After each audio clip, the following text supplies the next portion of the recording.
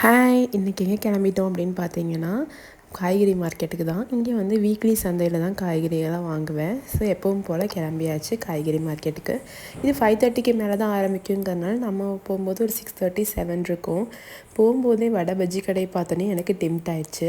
சாப்பிட்டு போய் பர்ச்சேஸ் பண்ணலாம் அப்படின்னு சொன்னேன். அவர் பர்ச்சேஸ் பண்ணிட்டு போய் கூட சாப்பிட்லாம், ஒன்றும் தப்பு இல்லை, கூட்டமாக இருக்குன்னு சொன்னியும் ஓகேன்னு சொல்லிட்டு பர்ச்சேஸ் பண்ண ஆரம்பிச்சிட்டோம்.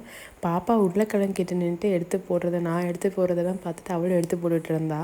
இந்த உருளைக்கிழங்கு நான் வாங்கலை, ஏன்னா எனக்கு இந்த உருளைக்கிழங்கு பார்த்தோன்னே பிடிக்கல. அப்புறம் பாப்பா கூட வம்பு எடுத்துகிட்டு அப்படியே சந்தையில் நிறைய வெஜிடபிள்ஸ்லாம் வாங்கிட்டு ஆனியன் எல்லாம் வாங்கிட்டேன். சூப்பர் மார்க்கெட்டு அந்த மாதிரிலாம் போய் வெஜிடபிள்ஸ் வாங்குறதை விட இந்த மாதிரி சந்தையில் வாங்கும்போது நம்ம ஃபார்மர்ஸ்க்கு ஹெல்ப் பண்ணுற மாதிரி இருக்கும், நம்மளுக்கும் பட்ஜெட் ஃப்ரெண்ட்லியாக இருக்கும்.